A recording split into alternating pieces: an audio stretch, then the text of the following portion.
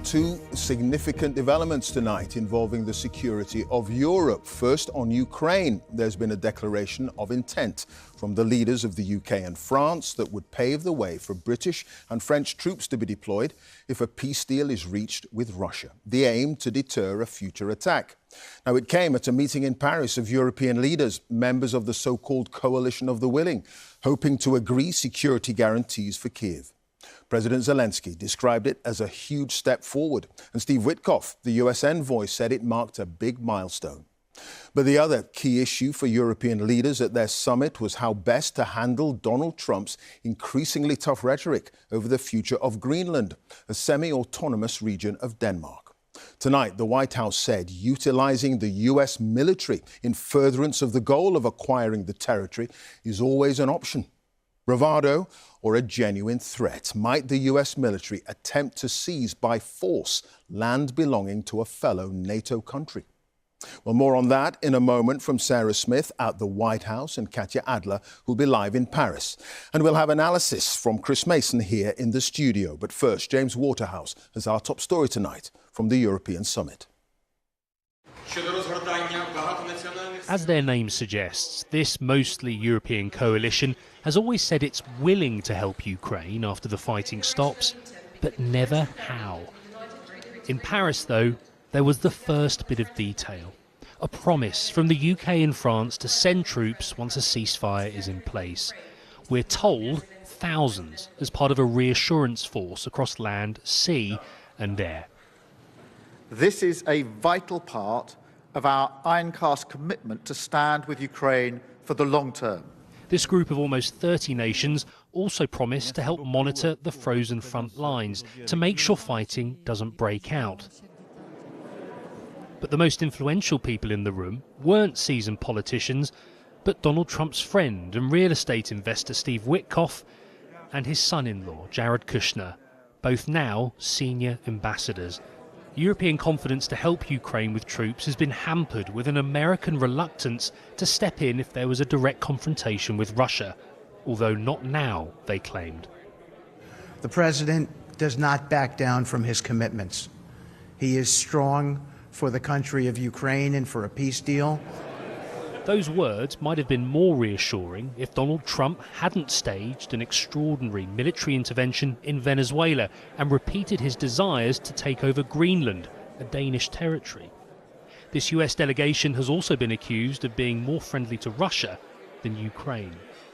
Before the meeting has even started, European leaders have put out this statement in support of Greenland after Donald Trump's repeated claims of wanting to annex the territory. So you have this scenario where the ambitions of NATO's most powerful member are making the rest of the alliance nervous. Europe is trying to unite around Ukraine against Russian aggression, as well as attempting to take America with it. And we don't even know what Moscow will agree to. In these geopolitical times, this is a continent having to tread carefully. James Waterhouse, BBC News, Paris. Well, what about that statement from the White House tonight saying the acquisition of Greenland is a national security priority for the US and that using the military is always an option? Alarm bells have been ringing across capitals right across Europe. Greenland and Denmark now want talks with the US Secretary of State, Marco Rubio. In a moment, we'll hear from Katya Adler in Paris. But first, let's talk to Sarah Smith in Washington. This statement, it does seem a little bit strange, certainly for European leaders, that there is the possibility that troops might be used to take Greenland.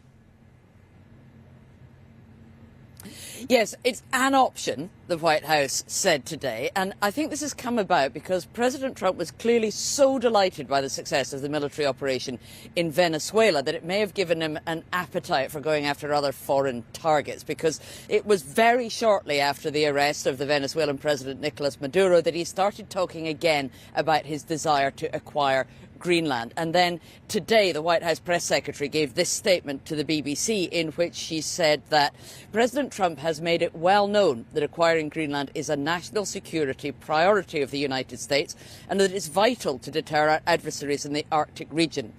The President and his team, she said, are discussing a range of options to pursue this important foreign policy goal. And of course, utilising the US military is always an option at the Commander-in-Chief's disposal. Now, also today, a senior White House official told Reuters that President Trump does want to require Greenland in this current term, so that's at some point in the next 3 years, and that he was looking at options of purchasing the territory from Denmark or forming some kind of very close alliance with the island. So there are definitely a range of options on the table. But anyone with any doubt about where Donald Trump thinks that he sits in the Americas and his desire to extend his influence across the Western Hemisphere should look at the image that was posted yesterday, a very moody-looking Donald Trump with the clear statement on it that said, "This is our hemisphere." He means the Western Hemisphere.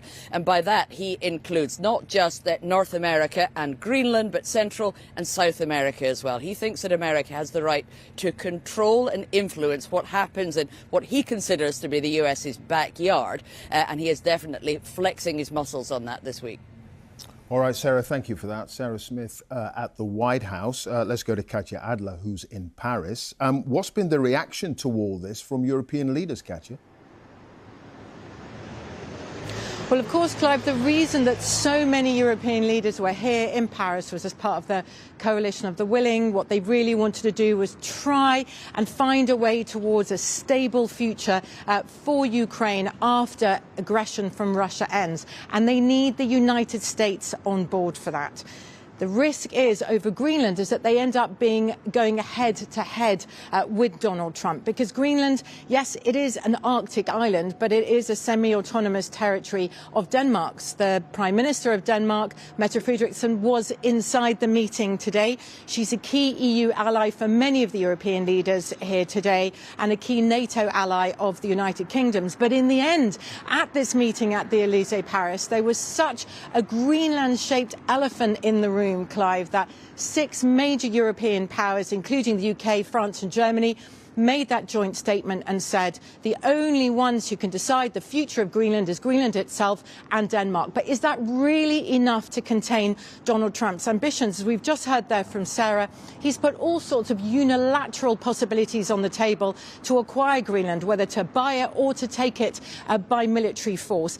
And what we've seen so far since Donald Trump was re-elected as president is European powers dancing this really difficult diplomatic dance to manage Donald Trump, yes, to stand up for European values or allies, but always trying to avoid his ire or to provoke him. But will that still be possible? The Danish Prime Minister says if he takes Greenland, that will be the end of the transatlantic alliance NATO that Western Europe has relied on for its security since the end of the Second World War. And if Europe continues in this very, very careful attitude with Donald Trump, in the new world of big power politics that we now live in, that Donald Trump seems to relish, Europe risks at best just being a bystander and at worst being trampled underfoot.